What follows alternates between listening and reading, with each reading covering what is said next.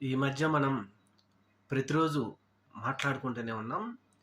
Junior NTR గారి అభిమానుల గురించి. అదే కాక జూనియర్ ఎన్టీఆర్ గారి అభిమానులు నిన్న హైదరాబాద్‌లో ఏర్పాటు చేసినటువంటి మీడియా సమావేశంలో అనేక సంచలనమైన వ్యాఖ్యలు చేశారు. అయితే ఇక్కడ కొంతమంది సోషల్ మీడియాలో నెటిజన్లు విపరీతంగా ఒక వార్తనైతే వైరల్ చేస్తా ఉన్నారు. ఎన్టీఆర్ ఫ్యాన్స్ ద్వారా చంద్రబాబుకి డైరెక్ట్‌గా వార్నింగ్ ఇచ్చాడు. ముఖ్యంగా ఇక్కడ వారి ఫ్యాన్స్ ఒక స్లోగన్‌ని బయటికి తీసుకొచ్చారు.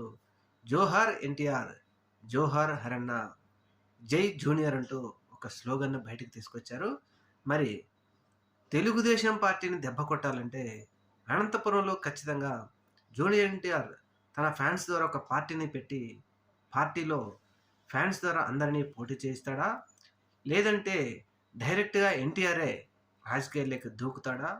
అనేది ఇప్పుడు ఆసక్తికరంగా ఒక చర్చ అయితే రాష్ట్రంలో జరుగుతా ఉంది. ముఖ్యంగా జూనియర్ ఎన్టీఆర్ మాత్రం ఏదో ఒక కృత నిశ్చయంతోనే ఉన్నాడు. అందువలనే ఫ్యాన్స్ ఖచ్చితంగా ఇటువంటి వ్యాఖ్యలు చేశారని చెప్పి ఒక వార్త అయితే తీవ్రంగా వైరల్ అవుతా ఉంది.